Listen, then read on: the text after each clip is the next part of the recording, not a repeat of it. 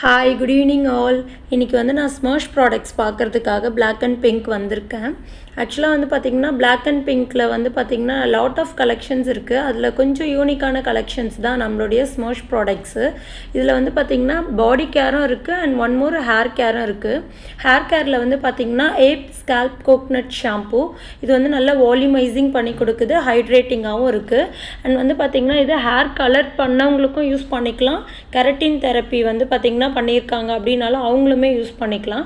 அதோட கண்டினியூட்டி தான் வந்து பார்த்திங்கன்னா ஏப் மேனே ஃபிக் கண்டிஷ்னர். இதுவுமே வந்து பார்த்திங்கன்னா டீப்லி நரிஷிங் பண்ணி கொடுக்குது.